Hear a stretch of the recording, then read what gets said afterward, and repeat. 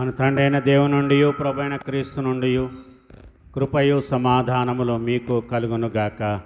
ఆమేన్. దయచేసి కూర్చోనండి. ప్రభునందు ప్రియ దేవుని సంగమా, ప్రభు అయిన యేసుక్రీస్తు నామమున మీకందరికీ ఉదయకాల శుభాలు. త్రిత్వం తర్వాతి 17వ ఆదివారములోనికి మనం వచ్చి ఉన్నాం. ఈనాటి దైవ ధ్యానము కొరకు చదువబడిన 3 పాఠాలు. పాత నిబంధన వాక్యము కీర్తనల గ్రంథము 75వ సంకీర్తన 4వ వచనము నుండి 7వ వచనం వరకు మనకు చదువబడింది. ఇందులో ఈ యొక్క సంకీర్తనను మనము గమనించి చూచినట్లయితే మరి ఆసాపు కీర్తనగా పేర్కొనబడినది. ఇక్కడ మనం గమనించేది శ్రమలో ఉన్నటువంటి వారికి దేవుడు ఇచ్చేటువంటి ఘనత, శ్రమలను సహించినటువంటి వారికి దానికి ప్రతిఫలంగా అంతములో దేవుడు వారికి ఇచ్చేటువంటి ఘనతను గురించి, అలాగే వాగ్దానాలను గురించి ఈ కీర్తనల గ్రంథంలోని ఈ 75వ సంకీర్తనలో వ్రాయబడి ఉన్నది. దానిని ఈరోజు మనము ధ్యానము చేసుకొనబోతున్నాము. అందుకనే 4-5 వచనాల్లో అహంకారులను హెచ్చరిస్తూ దేవుడు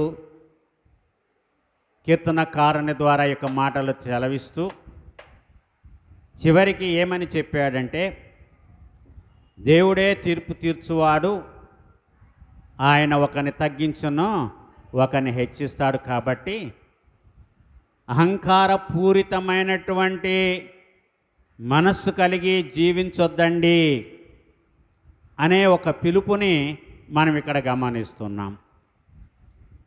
రెండవదిగా చదువుకున్న పత్రిక వాక్యమైన హెబ్రీలకు రాసిన పత్రిక 4వ అధ్యాయము 9వ వచనము నుండి 13వ వచనములో దేవుని యొక్క విశ్రాంతిని గురించి మాట్లాడుతూ ఇది దేనిని సూచిస్తూ ఉంది అంటే, ఆనాడు ఐగుప్తు చెర నుంచి బయటికి వచ్చిన ఇశ్రాయేలీయులు ఎర్ర సముద్రమును దాటిన తర్వాత ఆ 40 సంవత్సరాల అరణ్యవాసములో దేవుడిని వారు శోధించి దేవుని ఉగ్రతకు లోనై ఐగుప్తు దేశం నుంచి వచ్చినటువంటి వారిలో ఏ ఒక్కరు కూడా వాగ్దాన భూమి అయినటువంటి పాలు తేనెలు ప్రవహించే కనాను దేశంలోనికి వెళ్ళలేదు. ఇందులో యెహోషువ, కాలేబులు ఉన్నారు. వాళ్ళిద్దరు తప్ప ఐగుప్తు దేశం నుంచి బయటికి వచ్చినటువంటి వాళ్ళు అహరోను కానీ మిరియాము కానీ, చివరికి ఇశ్రాయేలీయులకు నాయకుడుగా ఎన్నుకోబడినటువంటి మోషే కూడా ఆ వాగ్దాన భూమిలోనికి ప్రవేశించలేదు. ఇశ్రాయేలీయులు చేసిన ఆ యొక్క దోష కార్యములను బట్టి యెహోవా దేవుడు చెప్పిన మాట ఏంటంటే, నా విశ్రాంతిలోనికి వీరు ప్రవేశించరు. దేవుని యొక్క విశ్రాంతిలోనికి వాళ్ళెవరు కూడా ప్రవేశించరు. అరణ్యములో ఇశ్రాయేలీయులు చేసిన పాపమునకు గాను వాళ్ళు సొమ్మసిల్లి అలసి వాళ్ళ ప్రాణాలు అక్కడే పోయాయి. కాబట్టి వాళ్ళు దేవుడు అనుగ్రహించేటువంటి విశ్రాంతిలోనికి ప్రవేశించలేదని ఈ హెబ్రీలకు రాసిన పత్రిక 4వ అధ్యాయంలోని 9 నుంచి 13వ వచనములో అపోస్తలుడైనటువంటి పౌలు తెలియజేస్తున్నాడు. కాబట్టి దేవుని ప్రజలకు విశ్రాంతి నిలిచి ఉన్నది. ఎందుకనగా దేవుడు తన కార్యములను ముగించి విశ్రమించిన ప్రకారము ఆయన యొక్క విశ్రాంతిలో ప్రవేశించిన వారు కూడా తన కార్యములను ముగించి విశ్రమించును. అంటే దేవుడు ప్రజల కొరకు సిద్ధపరిచినటువంటి విశ్రాంతి దినాన్ని గురించి మనము ఆదికాండము 2వ అధ్యాయము 2-3 వచనాల్లోనే చూస్తాము. సర్వలోక సృష్టికర్త అయిన యెహోవా దేవుడు 6 రోజులు సర్వలోకాన్ని సృజించి ఆ లోకమంతటిలో ఉన్న జీవరాశులను ప్రాణంతో ఉన్న వాటినన్నిటినీ కూడా సృజించి 7వ రోజున ఆయన విశ్రమించాడు. ఆ విశ్రాంతిని గురించి ఆ ఆదికాండము 2వ అధ్యాయము 2-3 వచనాలు మనము గమనిస్తున్నాము. ఈ విషయాన్నే ఈరోజు చదవబడిన సువార్త వాక్యమైన మత్తయి సువార్త 12వ అధ్యాయములో ఇక్కడ ఆకలి కొనినప్పుడు యేసుప్రభు వారి శిష్యులు వెన్నులు త్రుంచి పంట చేలలో వాళ్ళు వెళుతున్నారు. వాళ్ళకి ఆకలి వేసింది. వాళ్ళు అక్కడ ఉన్నటువంటి వెన్నులను త్రుంచి వాటిని నలుపుకొని ఆ గింజలు తింటూ ఉంటే వాళ్ళతో పాటు వెళుతున్నటువంటి కొంతమంది పరిసయ్యులు వాళ్ళు దానిని వ్యతిరేకించి పలికినటువంటి మాటలు మనము చూస్తే, విశ్రాంతి దినమున చేయకూడనిది నీ శిష్యులు చేయుచున్నారని ఆయనతో చెప్పిరి. ఇశ్రాయేలీయులకు విశ్రాంతి దినము చాలా కఠినముగా ఇవ్వబడింది. చాలా కఠినంగా విశ్రాంతి దినాన్ని గురించి వాళ్ళు ఆలోచించేవారు, నియమ నిబంధనలు కలిగి ఉండేటువంటి వారు. దీన్నే ఏమన్నారంటే హెబ్రీ భాషలో సబ్బాతు అన్నారు, సబ్బాతు దినము. ఈ సబ్బాతు అనేటువంటి మాటకు అర్థం ఏంటంటే టు సీజ్. టు సీజ్ అనంటే చేసే పనిని విడిచిపెట్టడము, చేసే పనిని విడిచిపెట్టడము. ఎందుకంటే అది దేవుని యొక్క ఆజ్ఞ కాబట్టి ప్రతి ఒక్కరు కూడా ఇశ్రాయేలు జనాంగం అంతా కూడా 7వ రోజును పరిశుద్ధ దినముగా ఆచరించాలని దేవుడైన యెహోవా ఆజ్ఞాపించాడు. కాబట్టి ఆ రోజున ఎవరు కూడా ఎటువంటి పనుల భారము మోయకూడదు, పనులు చేయకూడదు. అది దేవునికి విశ్రాంతి దినము. ఒకవేళ ఎవరైనా ఆ విశ్రాంతి దినాన్ని కనుక ఉల్లంఘిస్తే వాళ్ళు మరణానికి పాత్రులు. ఇది ధర్మశాస్త్రము చెప్పింది. దీన్ని చాలా కఠినంగా పాటించారు మరి ఇశ్రాయేలు జనాంగము.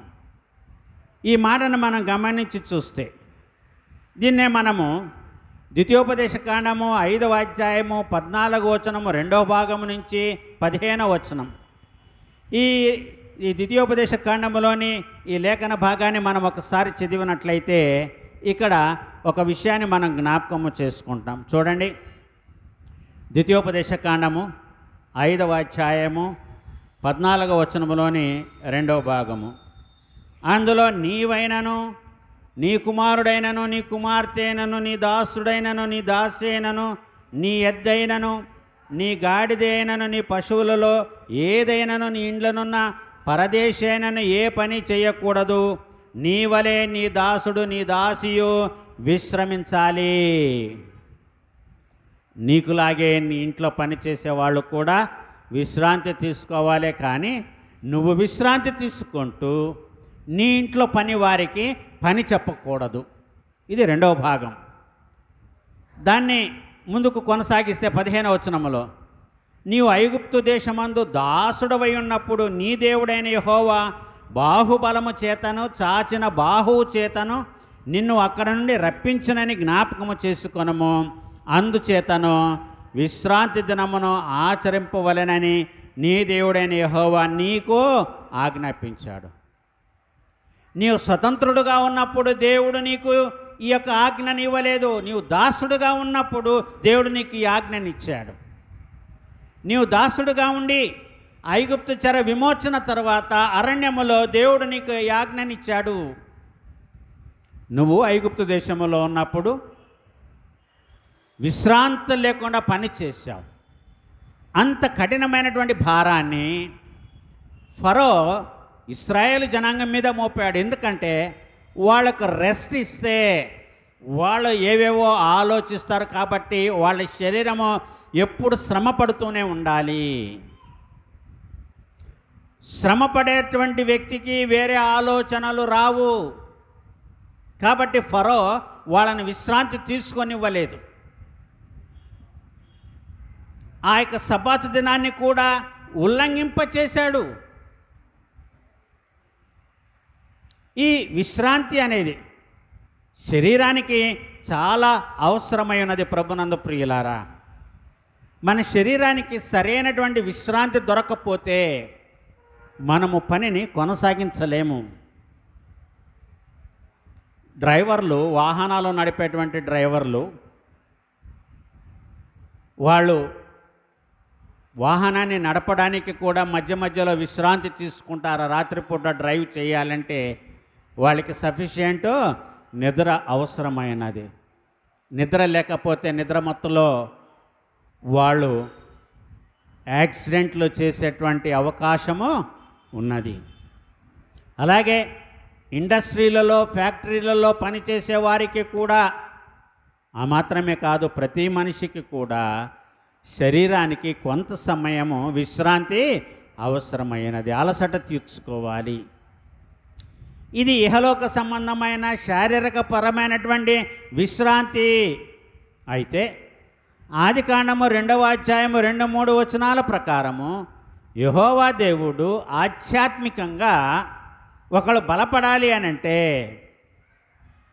ఆధ్యాత్మికతలో ఒక వ్యక్తి ఉండాలి అనంటే ఆ వ్యక్తి తన పనులన్నిటి నుంచి దూరంగా ఉండాలి. మనం భారతదేశంలో చూస్తాం, ఆదివారం సెలవు ఉంది. ఆదివారం క్రైస్తవులు దేవాలయాలకు వెళతారు, చర్చెస్కి వెళతారు, ప్రార్థనా మందిరాలకు వెళతారు. కానీ ఆదివారాలప్పుడు పాఠశాలలు తెరిచి పిల్లలకు పాఠశాలలు పెడితే పిల్లవాళ్ళు ఆధ్యాత్మికంగా ఏది తెలుసుకోలేరు. ఈ రోజున క్రైస్తవ సమాజంలో, క్రైస్తవ కుటుంబాల్లో బిడ్డలకు ఇది ఎందుకు జరుగుతుందంటే ఆదివారాల్లో పాఠశాలలు పెట్టట కారణాన్ని బట్టి, కాలేజీలు తెరవడం బట్టి. అలాగే క్రైస్తవులైనటువంటి అధ్యాపకులు ఎవరైతే ఉన్నారో వారు కూడా ఆదివారాల పూట డ్యూటీలు చేస్తే వాళ్ళు ఆధ్యాత్మిక పరమైనటువంటి విషయాల్లో దేవుణ్ణి ఆరాధించలేరు. కాబట్టి వాళ్ళు కూడా దేవుని యొక్క సన్నిధానానికి దూరం అయిపోతున్నారు. ఆ విశ్రాంతిని దేవుడు ఎందుకు ఇచ్చాడంటే, ఈ 6 రోజులు కష్టపడిన తర్వాత శరీరానికి కావలసినటువంటి శక్తి దేవుడు ప్రసాదించాలి. కాబట్టి దైవ ధ్యానములో, భక్తిలో, ఆధ్యాత్మికతలో ఉండాలి అని విశ్రాంతి దినాన్ని దేవుడు ఇచ్చాడు. కానీ ఈ రోజున ఆ విశ్రాంతి దినము రోజే చాలామంది అనేకమైనటువంటి పనులు పెట్టుకొని ఒత్తిళ్లకు లోనవుతున్నారు. బేతనియ గ్రామంలో ఉన్నటువంటి మార్తా మరియల ఇంటికి యేసయ్య వెళ్ళాడు. అది విశ్రాంతి దినమే అనుకోండి. యేసయ్య ఎప్పుడు ఆ ఇంటికి వెళితే అదే విశ్రాంతి దినము వాళ్ళకి. ప్రభువా, ఇప్పుడు నేను పనులు చేసుకుంటున్నాను, ఈరోజు కాదలే ఇంకొక రోజు రా అని ఎవరైనా చెప్పగలమా? చెప్పలేము. యేసు ప్రభు వారు వచ్చిన ఉన్న ఇద్దరిలో ఒకరు ఆయన పాదాలను ఆశ్రయించారు, ఒకరు పనులు పెట్టుకొని ఒత్తిడిలో ఉన్నారు. ఆ ఒత్తిడిలే అక్కరలేదు అంటున్నాడు. దైవ సన్నిధానంలో వచ్చి కూర్చోమన్నాడు దేవుడు. ప్రభు అయిన దేవుడు సెలవిచ్చినటువంటి మాట ఏంటంటే, దేవుణ్ణి ఆరాధించే సమయము దొరికినప్పుడు, దేవుని ప్రార్థించే సమయమును దొరికినప్పుడు అందరూ కూడా దేవునికి సన్నిధానాల్లో ఉండాలి. కానీ సొంత పనుల భారము పెట్టుకొని అలసిపోకూడదు. సో రిలీజియస్గా, సోషియో ఎకనామికల్గా, సామాజిక పరంగా, ఆర్థిక పరంగా, ఆరోగ్యపరంగా ఇవన్నీ కూడా ఆలోచించినప్పుడు మానవుని యొక్క దేహానికి విశ్రాంతి ఎంత అవసరమో ఆ విశ్రాంతిలో ఆధ్యాత్మికత కూడా అంతే అవసరము. విశ్రాంతి తీసుకునేటప్పుడు ఏ కష్టాలు జ్ఞాపకము రాకుండా, ఏ వ్యాధి బాధలు శోధనలు జ్ఞాపకము రాకుండా మనిషి దైవధ్యానములో ఉండాలి, ఉంటూ విశ్రాంతి తీసుకోవాలి. కాబట్టి ఈ అంశాలన్నీ కూడా పరిగణలోనికి తీసుకోవాలి. ఇది ఒకటైతే దేవుని యొక్క విశ్రాంతిలోనికి వెళ్ళడం అని అంటే, నిత్య విశ్రాంతిలోనికి వెళ్ళడం అంటే ఇహలోకపు తనువును చాలించుకొని శాశ్వతంగా దేవుని దగ్గర ఉండడానికి వెళ్ళడం. ఈ లోకములో ఇహలోకపు తనువును, ఈ జీవితాన్ని ముగించుకొని దేవుని యొక్క నిత్య విశ్రాంతిలోనికి ప్రవేశించడం. వీళ్ళు నా విశ్రాంతిలోనికి ప్రవేశించరు అని దేవుడనే యెహోవా ఇశ్రాయేలీయులను గురించి మోషేతోనో యెహోషువతోనో చెప్పినటువంటి మాటలు మనం గమనిస్తే, ఎందుకు వాళ్ళు దేవుని యొక్క నిత్య విశ్రాంతిలోనికి ప్రవేశించలేదు అని అంటే, వాళ్ళు దేవుని యొక్క కార్యాలను చూచి కూడా అవిధేయులయ్యారు కాబట్టి, తమను తాము అపవిత్రపరుచుకున్నారు కాబట్టి, వాళ్ళు దేవుడు వారి కోసము సిద్ధపరిచిన నిత్య విశ్రాంతిలోనికి వాళ్ళు ప్రవేశించలేదు, ఏ కొందరో తప్ప. అయితే చదువుకున్న సువార్త వాక్యమైన ఈ మత్తయి సువార్త 12వ అధ్యాయములో ఇలాంటి సమయమునో, మధ్యాహ్న సమయమునో యేసయ్య తన శిష్యులతో కూడా పంట చేలలో పడి నడుచుకొని వెళుతూ ఉంటే మరి వెన్నులు తించుకొని తిన్నారు అక్కడ. అవి గోధుమలు కావచ్చు, లేకపోతే ఎవలు కావచ్చు. వాళ్ళని నులుపుకొని పచ్చివాటిని తింటూ ఉంటే, వాళ్ళ ఆకలిగొని తింటే పరిసయ్యులు అది చూచి, ఎందుకుని శిష్యులు విశ్రాంతి దినమున చేయకూడదని చేయుచున్నారు ఎందుకు అని యేసయ్యను ప్రశ్నించినప్పుడు యేసు ప్రభువారు వారితో చెప్పినటువంటి మాట మనం ఇక్కడ గమనిస్తున్నాం. ఏంటది? తానును తనతో కూడనున్న వారును ఆకలిగొని ఉండగా దావీదు చేసిన దానిని గూర్చి మీరు చదవలేదా? అతడు దేవుని మందిరములో ప్రవేశించి యాజకులే తప్ప తానైనను తనతో కూడా ఉన్నవారైనను తినకూడని సముఖపు రొట్టెలు తినెను.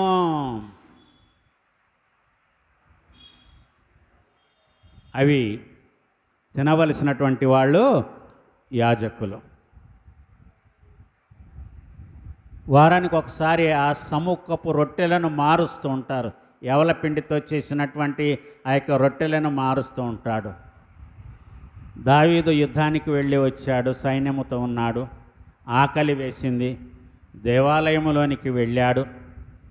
దేవాలయంలోనికి వెళితే అతి పరిశుద్ధ స్థలములో ఈ రొట్టెలు ఉన్నాయి. అప్పుడు అబ్యాతారు యాజకుడిగా ఉన్నాడు. ఇది సామాన్యులు తినేటువంటివి కాదు, కానీ ఆయన దాన్ని, ఆ ధర్మశాస్త్రాన్ని అతిక్రమించి ఆయన వాటిని తిన్నాడు. ఇది దేన్ని సూచిస్తుంది? యాజకులే తప్ప వేరే వాళ్ళు తినకూడని సముఖపు రొట్టెలను దావీదును అతని శిష్యులను సైన్యము తిని వాళ్ళు తృప్తి పొందారు. మరి దేవుడు వారిని చంపలేదుగా, వాళ్ళు బ్రతికారుగా. అంటే విశ్రాంతి దినము అది పరిశుద్ధమైనది, పవిత్రమైనది. అది విశ్రాంతి దినమున కష్టాల్లో ఉన్న వారిని ఆదుకోవడానికి కూడా దేవుడు విశ్రాంతి దినాన్ని ఏర్పాటు చేశాడు. ఆ విషయాన్ని ఇక్కడ యేసు ప్రభువారు ఆ పరిసయ్యులకు చెప్తున్నాడు. యాజకులు విశ్రాంతి దినమున దేవాలయములో విశ్రాంతి దినమును ఉల్లంఘించి నిర్దోషులై ఉన్నారని మీరు ధర్మశాస్త్రమును చదవలేదా? యాజకులు కూడా విశ్రాంతి దినాన్ని ఉల్లంఘించి వారు నిర్దోషులుగా ఉన్నారు అంటే ఏ విషయంలో విశ్రాంతి దినాన్ని ఉల్లంఘించాలి, ఏ విషయాల్లో విశ్రాంతి దినాన్ని ఉల్లంఘించకూడదు. ఈ విశ్రాంతి దినము రోజు యొక్క సబ్బాతు దినము రోజు దగ్గర ఇశ్రాయేలీలు కానీ యూదులు కానీ వీళ్ళందరూ కూడా 39 కార్యాలను వాళ్ళు బహిష్కరించారు. విశ్రాంతి రోజున 39 కార్యాలు, ఒక లిస్ట్ ఉంది. ఈ పనుల్లో ఏ ఒక్కటి కూడా చేయకూడదు అని వాళ్ళకు ధర్మశాస్త్రం చెప్పింది. ఇందులో ఒకటి ప్రధానమైనది మనము చూస్తే, ఎక్కడైనా పొలంలో ఉన్నటువంటి పంట తగలబడిపోతుంటే దాన్ని ఆర్పకూడదు, గడ్డి తగలబడుతుంటే దాన్ని ఆర్పకూడదు, పూరిళ్ళు కాలిపోతూ ఉంటే వాడిని ఆర్పకూడదు. చాలా కఠినమైంది. రెండవది, ఏదైనా బరువు రోడ్డుకి అడ్డంగా ఉంటే దానిని కూడా తొలగించకూడదు. మూడవది, ఏ బరువును కూడా మొయ్యకూడదు. 2 ద్రాక్షాలు బరువు కూడా మొయ్యకూడదంట. ఆ రోజున, విశ్రాంతి రోజున ఎవరు కూడా ఏ డాక్టర్ దగ్గరికి వెళ్ళకూడదు, ఏ డాక్టర్ కూడా ఎవరికి కూడా వైద్యాన్ని చేయకూడదు. అంటే పేషెంట్ చనిపోయినా పర్వాలేదు, ఎందుకంటే అది విశ్రాంతి రోజు కాబట్టి. యేసు ప్రభువారు కూడా స్వస్థతలు చేసేటప్పుడు వాళ్ళు అడ్డపడ్డారు. 6 రోజులు ఉన్నాయి కదా, ఆ 6 రోజుల్లో మీరు ఎప్పుడైనా వచ్చి స్వస్థ పొందండి, కానీ విశ్రాంతి రోజు మీరెవరు ఈయన దగ్గరికి రాకూడదు అని వాళ్ళు కఠినంగా ఆజ్ఞాపించారు. 6 రోజులు ఏం చేస్తున్నారు మీరు? ఆ 6 రోజులు వచ్చి స్వస్థత పొందండి. 7వ రోజు అది ప్రభు దినము. కానీ యేసు ప్రభు వారి యొక్క విశ్రాంతి దినాన్ని తిరస్కరించి, ఆ యొక్క ధర్మశాస్త్రాన్ని తిరస్కరించి చేసిన గొప్ప పనులు ఏంటంటే కొన్ని ఉన్నాయి. మొదటిది, కపెర్నహూములో దయ్యం పట్టినటువంటి ఒక వ్యక్తికి దయ్యాన్ని వదిలించాడు. మార్కు సువార్త 1వ అధ్యాయము 12వ వచనం నుంచి 27 వచనాలు చూస్తే, ఇక్కడ యేసు ప్రభు వారు ఒక స్వస్థత కార్యాన్ని చేశారు. ఇది విశ్రాంతి దినమున జరిగింది. రెండవది, పేతురు యొక్క అత్త జ్వరముతో ఉన్నప్పుడు కపెర్నహూములో ఆమెను కూడా యేసు ప్రభు వారు విశ్రాంతి దినము రోజునే ఆమెను ముట్టి ఆమెను స్వస్థపరిచాడు. మార్కు సువార్త 1వ అధ్యాయం 29 నుంచి 31 వచనాల్లో చూస్తాం. మూడవది, యోహాను సువార్త 5వ అధ్యాయంలో బెతస్దా కోనేటి దగ్గర పడి ఉన్న 38 సంవత్సరాల నుంచి అనారోగ్యముతో పడినటువంటి వ్యక్తిని యేసు ప్రభు వారు స్వస్థత పరిచింది విశ్రాంతి దినమునే. నాలుగవది, లూకా సువార్త 13వ అధ్యాయము 10 నుంచి 17 వచనాల్లో ఒక స్త్రీని యేసు ప్రభువారు స్వస్థపరిచింది కూడా విశ్రాంతి దినమున. పక్షవాతం కలిగినటువంటి ఒక వ్యక్తిని యేసు ప్రభువారు విశ్రాంతి దినమున స్వస్థపరిచాడు. మార్కు సువార్త 3వ అధ్యాయము 1-6 వచనాలు. తర్వాత కుష్టు వ్యాధిని ఒక ఆయన్ని యేసు ప్రభువారు విశ్రాంతి దినమున స్వస్థపరిచాడు. లూకా సువార్త 14వ అధ్యాయము 1-6 వచనాల్లో. తర్వాత పుట్టుకతో గుడ్డివాడైనటువంటి ఒక యవ్వనస్తుణ్ణి యేసు ప్రభువారు విశ్రాంతి దినమున స్వస్థపరిచాడు. యోహాను సువార్త 9వ అధ్యాయము 1 నుంచి 14 వచనాలు.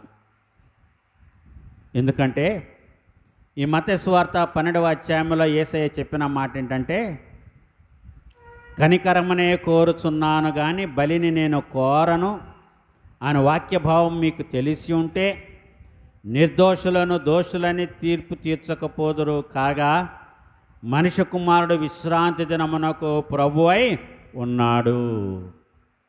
ఆయన విశ్రాంతి దినానికి ప్రభు అయి ఉన్నాడు. కాబట్టి యేసు ప్రభు అన్నాడు, విశ్రాంతి దినమున మేలు చేయుట ధర్మమా, కీడు చేయుట ధర్మమా?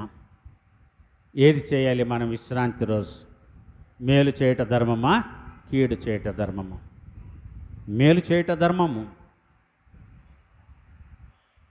ఒకవేళ విశ్రాంతి రోజున మీరు మేలు చేయకపోయినా పర్వాలేదు, కానీ కీడు చేయకూడదు. మేలే చేయడానికి వెనకాడేవాళ్ళు కీడు ఎలాగూ చేస్తారు? కాబట్టి ఈ శాస్త్రుల పరిసయ్యుల ఆలోచన అంతా కూడా మరి విశ్రాంతి దినము రోజున ఆటంకాలు చెప్పకూడదు. మరి వాళ్ళు ఆటంకాలు చెప్తున్నారు. విశ్రాంతి దినమున మంచివే ఆలోచించాలి, దేవునికి వ్యతిరేకంగా ఏ ఆలోచన కూడా చేయకూడదు. వాళ్ళు దేవునికి వ్యతిరేకంగానే ఆలోచనలు చేస్తూ ఉన్నట్లుగా ప్రభునందు ప్రియులారా మనం ఇక్కడ గమనిస్తున్నాం. చాలా విషయాలు ఈ విధంగా మనము విశ్రాంతి దినాన్ని గురించి మనం జ్ఞాపకం చేసుకుంటున్నాం. చూడండి, ద్వితీయోపదేశ కాండము 26వ అధ్యాయం 23వ అధ్యాయము 25వ వచనాన్ని చదువుకుందాం. 23, 25.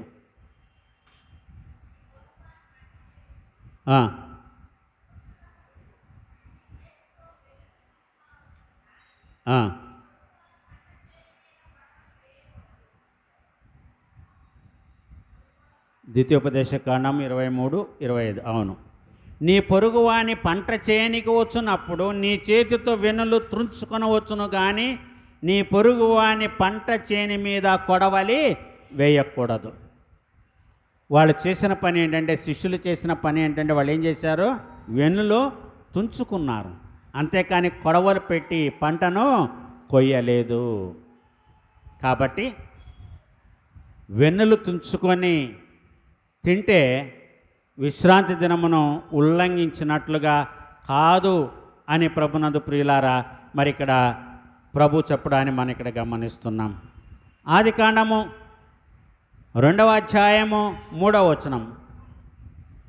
కాబట్టి దేవుడు ఆ 7వ దినమును ఆశీర్వదించి పరిశుద్ధపరచెను. ఏలయనగా దానిలో దేవుడు తాను సృజించిన తన పని అంతటి నుండి ఆయన విశ్రమించాడు. విశ్రాంతి దినము చాలా పరిశుద్ధమైన రోజు. మనకు విశ్రాంతి దినము ఏ రోజు? క్రైస్తవులమైన మనకు విశ్రాంతి దినము ఏ రోజు చెప్పండి? ఆదివారమా? క్రైస్తవులకు విశ్రాంతి దినము ఆదివారము కాదు, ఇది వారములో మొదటి రోజు. విశ్రాంతి దినము నిన్న, సబ్బాతు దినము నిన్న, ఇది వారములో మొదటి రోజు. కానీ ఈ రోజున క్రైస్తవులకు ప్రపంచమంతటా ఎందుకు విశ్రాంతినిచ్చారు అని అంటే, ఈ రోజున దేవుని కుమారుడైన క్రీస్తు పునరుత్థానుడై లేచాడు కాబట్టి. పునరుత్థాన దినమున ప్రతి ఒక్కరు కూడా పరిశుద్ధ మందిరానికి వెళ్ళి దేవుణ్ణి ఆరాధించుకోవాలి. కాబట్టి ఆదివారమున మనము దేవాలయమునకు వెళతాం. నిన్నటి రోజు సబ్బాతు, మనము సబ్బాతు దినాన్ని మనము పాటించాం. మనం పునరుత్థాన దినం. ఈరోజు ప్రభు అయిన క్రీస్తు పునరుత్థానుడయ్యాడు కాబట్టి ఈ రోజున మనము దేవాలయాలకు వెళ్ళి, ప్రార్థనా మందిరాలకు వెళ్ళి ఆరాధనలో మనము పాల్గొంటాము. మరణమును జయించి మరణపు ముళ్ళును విరిచి దేవుని కుమారుడైన యేసుక్రీస్తు లేచాడు. ప్రభునందు ప్రియులారా, చాలా విషయాలు ధర్మశాస్త్రాన్ని గురించి యేసు ప్రభు వారు పలికినటువంటి మాటలకు కూడా మనం ఇక్కడ జ్ఞాపకము చేసుకుంటాం. అయితే ఇహలోకములో మనము తీసుకునేటువంటి విశ్రాంతి, దేవుడు మనకు అనుగ్రహించేటువంటి విశ్రాంతిని గురించి మనము మాట్లాడుకుంటే, ఈ హెబ్రీలకు రాసిన పత్రిక 4వ అధ్యాయంలోని 9 నుంచి 13వ వచనాలను బట్టి, కాబట్టి దేవుని ప్రజలకు విశ్రాంతి నిలిచి ఉన్నది, మనకందరికీ కూడా విశ్రాంతి నిలిచి ఉన్నది. ఇది ఏ విశ్రాంతి? ఇది నిత్య విశ్రాంతిని గురించి ఇక్కడ అపోస్తలుడైన పౌలు మాట్లాడుతున్నాడు. కొంతకాలము మనము యొక్క శరీరముతో, ఈ దేహముతో ఈ లోకములో ఉంటాము. కొంతకాలము గడిచిన తర్వాత మనము విశ్రాంతిలోనికి వెళ్ళాలి, నిత్య విశ్రాంతిలోనికి వెళ్ళాలి. యాయిరు కుమార్తె చనిపోయినప్పుడు యేసు ప్రభు వారు వచ్చి అన్న మాట ఏంటి? ఆ చిన్నది చనిపోలేదు కానీ నిద్రించుచున్నది, లాజరును మేల్కొల్ప వెళ్ళుదమో రండి. ఈ చిన్నది నిద్రించుచున్నదే కానీ ఆమె చనిపోలేదు. అంటే దేవుని యొక్క విశ్రాంతిలోనికి వెళ్ళడం. ప్రభు అయిన యేసుక్రీస్తు ఈ లోకానికి రెండవసారి ఆయన ఆర్భాటముతోనూ ప్రధాన దూత శబ్దముతోనూ దేవుని బూరతోనూ పరలోకము నుండి ప్రభువు దిగి వచ్చును.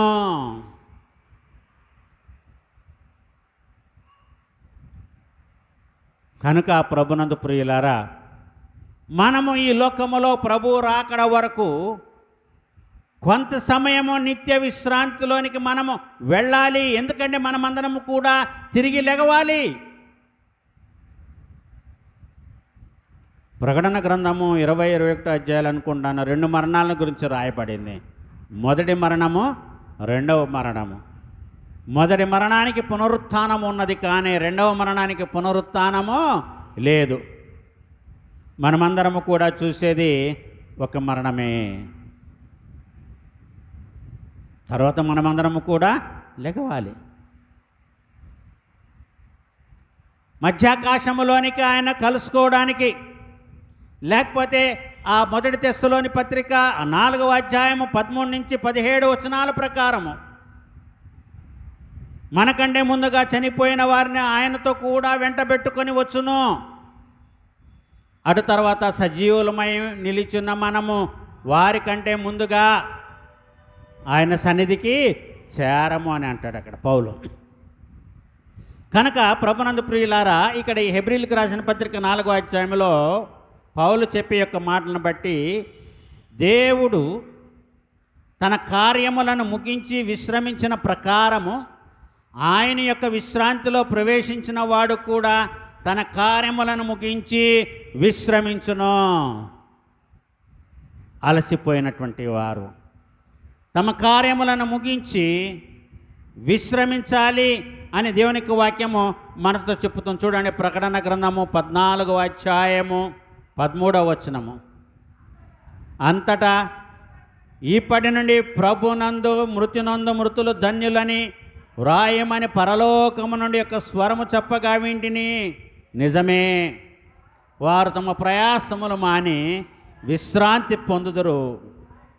వారు తమ ప్రయాసములు మాని విశ్రాంతి పొందుదురు. ప్రభునందు ప్రియులారా,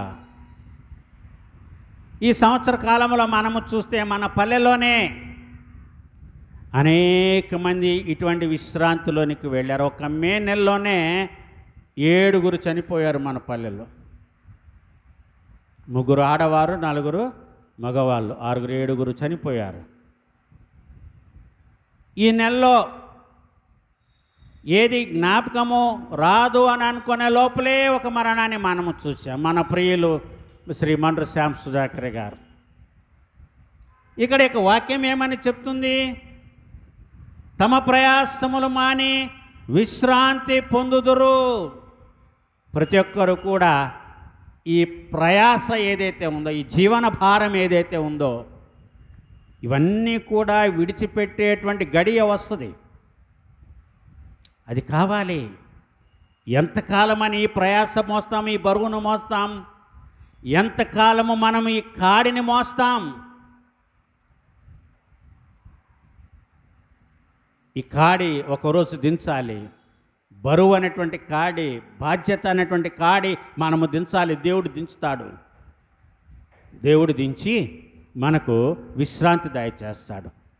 అందుకని అన్నాడు, ప్రయాసపడి భారము మోచున్న సమస్త జనులారా నా యొద్దకు రండి, నేను మీకు విశ్రాంతిని దయచేస్తాను.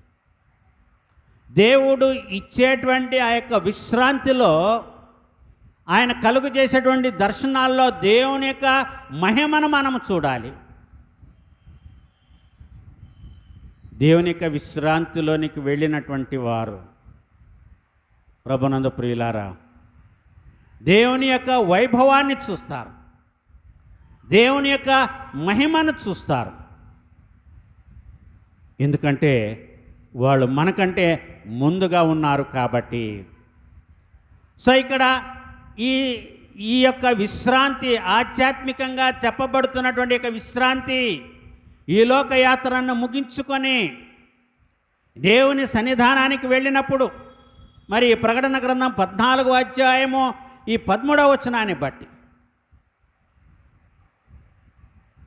నిజమే, వారు తమ ప్రయాసములు మాని విశ్రాంతి పొందుతారు. ప్రయాసాలు మాని విశ్రాంతి పొందుతారు. చూడండి, యెషయా గ్రంథము 57వ అధ్యాయము 2వ వచనాన్ని చదువుకుందాం. 57:2.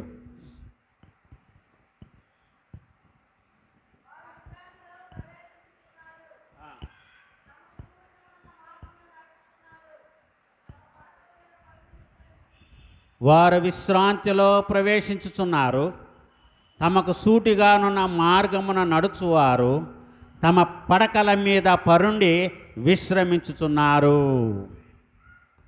వారు తమ విశ్రాంతిలో నీతిమంతులు నశించుట చూచి ఎవరునూ దానిని మనసున పెట్టరు. భక్తులైన వారు తీసుకొని పోబడుదురు, కీడు చూడకుండా నీతిమంతులు కొనిపోబడుదురని ఎవనికినీ తోచదు. వారు విశ్రాంతిలో ప్రవేశించుచున్నారు. దేవుడు అనుగ్రహించేటువంటి విశ్రాంతి. ఇశ్రాయేలీల్లో చాలామంది విశ్రాంతిని పొందుకోలేకపోయారు. దేవుడు ఇచ్చేటువంటి విశ్రాంతి. వాళ్ళ యొక్క సణుగులు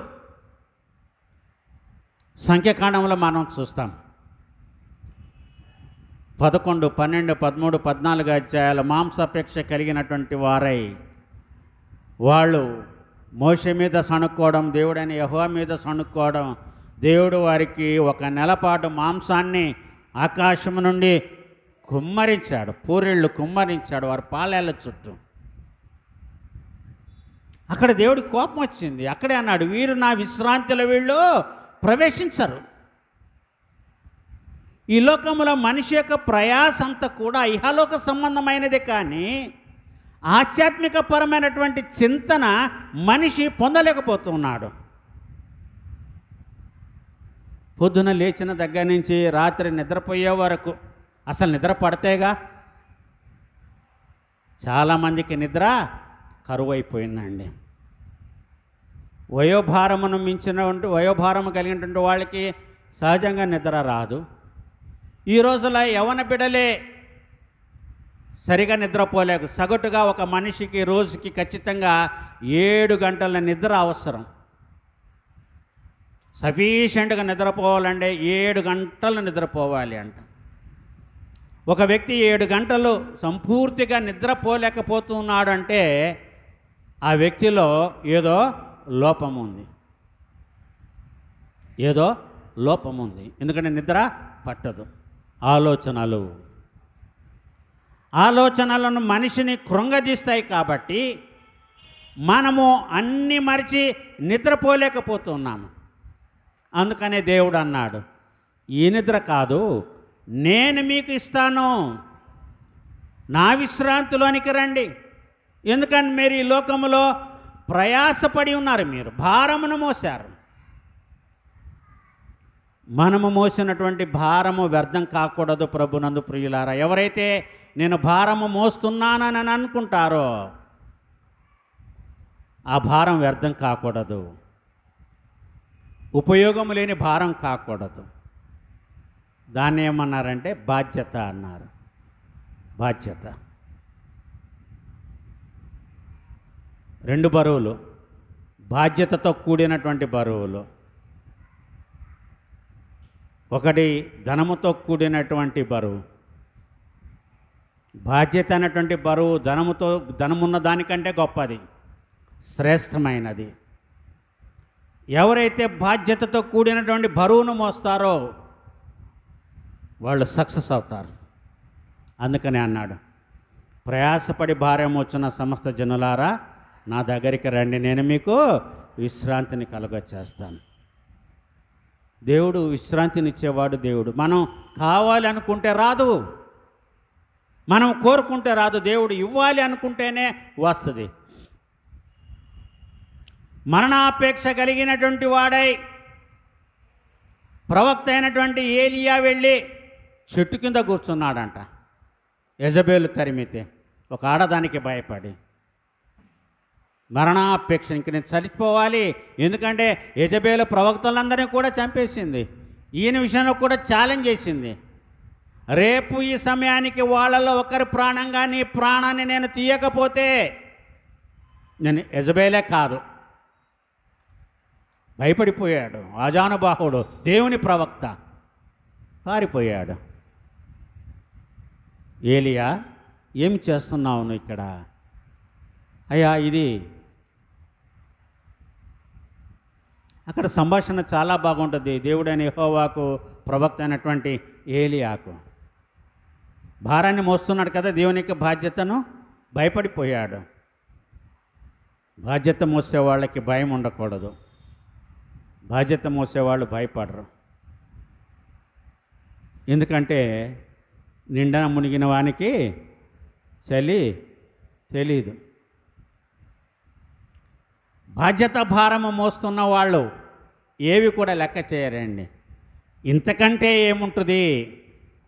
ఇన్ని చేసిన తర్వాత ఇంతకంటే కొత్తది ఏమి వస్తుంది మనిషి యొక్క జీవితంలో? ఎవరికి రానిది? యోబు శ్రమలు అనుభవించడానికి ఉన్న బిడ్డలన్నీ పోగొట్టుకొని ఆస్తులంతా పోగొట్టుకున్న తర్వాత అంతకంటే గొప్ప శ్రమ యోబుకి ఏది లేదు. అక్కడ శరీరం కూడా నలగొట్టబడిన తర్వాత ఒక ప్రాణమే. ఆ ప్రాణం పోతే ఆయన శ్రమలు ఆయనకి ఎట్లా తెలుస్తాయి? కాబట్టి తెలుసుకోవడానికి దేవుడు ప్రాణాన్ని ముట్టొద్దు అన్నాడు అపవాదికి. సో ప్రాణం ఉంటేనే మనం అన్నీ కూడా తెలుసుకుంటాం. మరణాపేక్ష కలిగి ఏలియా వెళ్ళి చెట్టు కింద కూర్చున్నాడు. నేను దానికి పిలవలేదు నిన్ను అన్నాడు. చాలా ప్రయాణం ఉంది నీకు, నువ్వు ఇదే అనుకుంటున్నావేమో. చాలా ప్రయాణం ఉంది. You have a very long journey to travel. మనకు కూడా దేవుడు ఒక గొప్ప ప్రయాణాన్ని మన ముందు ఉంచాడు. కానీ బాధ్యత బరువును మోసిన తర్వాత దేవుడు చాలా అనుకున్నప్పుడు తన నిత్య విశ్రాంతిలోనికి తన వారిని ఆయన తీసుకుంటాడు. దేవుడికి కూడా తెలుసు మనము ఎంత బరువు మోయాలో మోయగలమో, ఎప్పుడు మనకు విశ్రాంతినివ్వాలో దేవుడికి తెలుసు. కనుక ఇశ్రాయేలీయులకు దేవుడు ఎన్ని చేసినా ఏది చేసినా కూడా మూర్ఖులైనటువంటి యొక్క అవిధేయ జనాంగాన్ని గురించి వీళ్ళు నా విశ్రాంతిలోనికి ప్రవేశించుడు అన్నాడు. మనము పరలోక రాజ్యానికి వెళ్ళాలంటే దేవుని యొక్క విశ్రాంతిలోనికి వెళ్ళాలి. దేవుని యొక్క విశ్రాంతిలోనికి వెళితేనే మనం పరలోక రాజ్యాన్ని స్వతంత్రించుకుంటాం. దేవుని యొక్క విశ్రాంతిలోనికి వెళ్ళకపోతే మనం పరలోక రాజ్యాన్ని స్వతంత్రించుకోను. అందుకని అన్నాడు ఇక్కడ, తమ కార్యములను ముగించి విశ్రమించును.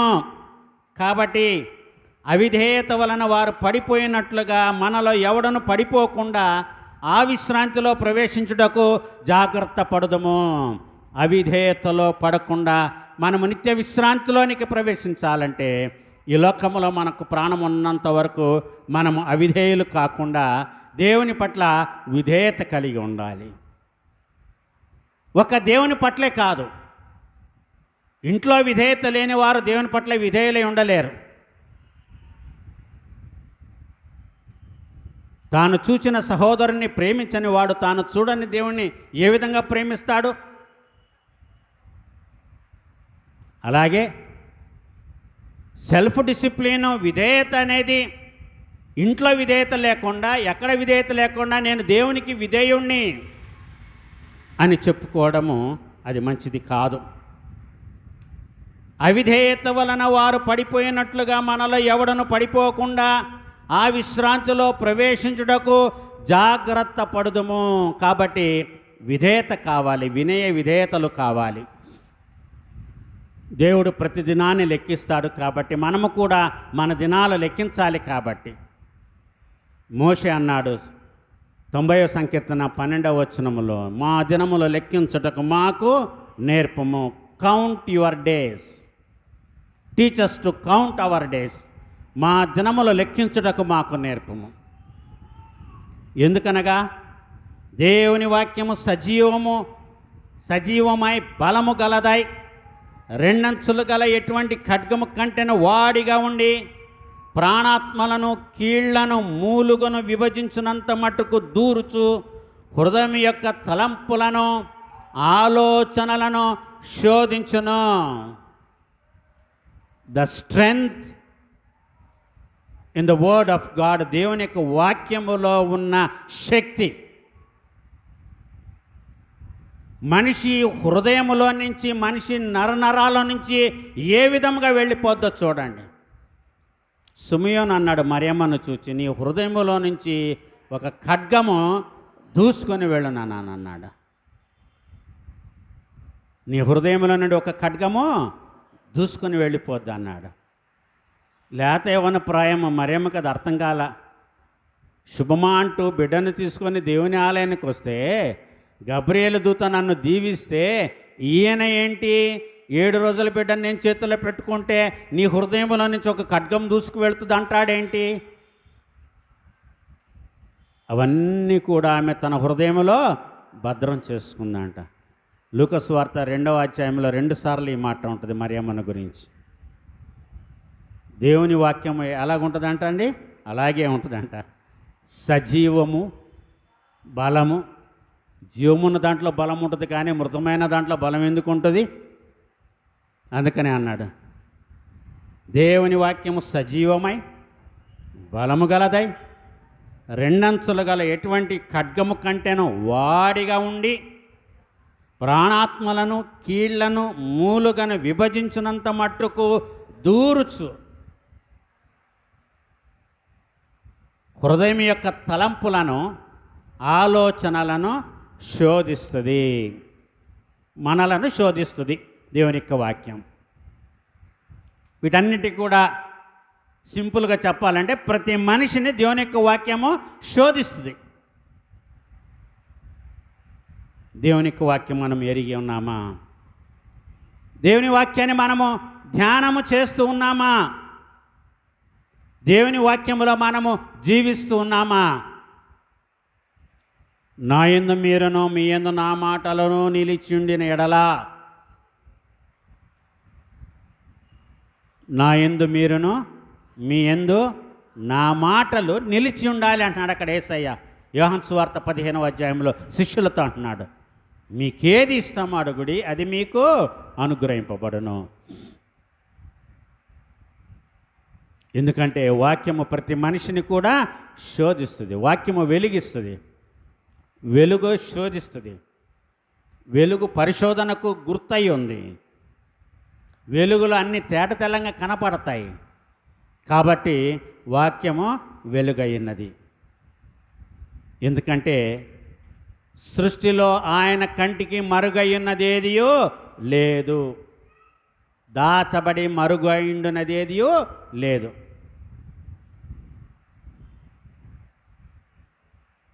మనము పాపపు టుప్పుదల్లో ఆ విషయాన్ని మనం జ్ఞాపకం చేసుకుంటాం.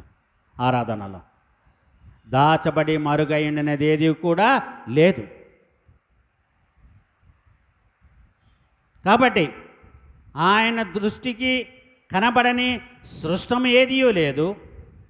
మనం ఎవరికి చెప్పవలసి ఉన్నదో ఆ దేవుని కన్నులకు సమస్తమును మరుగులేక తేటగా ఉన్నది. సో మనమందరము కూడా దేవుడికి లెక్క అప్పచెప్పుకోవాలి. కాబట్టి ఆయనకి మరుగై ఉండినదేదియో లేదు. ఇశ్రాయేలీయులు చేసిన ప్రతి పాపము ఆయన కళ్ళ ఎదుట ఉంది. సంఖ్యాకాండం చదండి. మస్సా, మెరీబా ఈ పేర్లు ఎందుకు వచ్చాయి? చేదు, తీపి. ఎక్కడ వాళ్ళ దేవుణ్ణి శోధించారు, ఎక్కడ దేవుడు తాపకరమైనటువంటి సర్పాలను బయటికి తెప్పించాడు. ఇవన్నీ కూడా సంఖ్యాకాండంలోనే ఉంటాయి. అక్కడే అన్నాడు, వీళ్ళు నా విశ్రాంతిలోనికి ప్రవేశించారంటే ఏ కొద్ది మందో ప్రవేశిస్తారు, ఆ కొద్ది మందిలో మనం ఉండాలి. ఆ కొద్ది మందిలో మనం ఉండాలి. ఆ విశ్రాంతి అవసరం. ఆ విశ్రాంతి నుంచే మనము నిత్యత్వంలోనికి వెళతాం. ఆయన మహిమలో పాలివారం అవుతాం. ఆ విశ్రాంతిని కోరే జబదయి కుమారులైన యాకోబు, యోహానులు అడిగారు, నీ రాజ్యములో నీ కుడి వైపున ఒకరిని, నీ ఎడమ వైపున ఒకరిని మమ్మలను కూర్చోబెట్టుకో. ప్రభునందు ప్రియులారా, దేవుడిచ్చేటువంటి విశ్రాంతి ముఖ్యమా? ఈ లోక సంబంధమైనటువంటి విశ్రాంతిని మనము కోరుకుంటూ ఉన్నామా?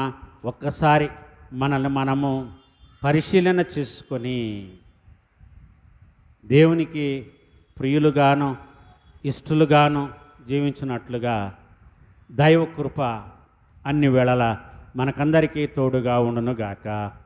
ఆమేన్. సమస్త జ్ఞానమునకు మించిన దేవుని యొక్క సమాధానము యేసుక్రీస్తు వలన మీ హృదయములకు మీ తలంపులకు కావలి ఉండునుగాక. ఆమేన్.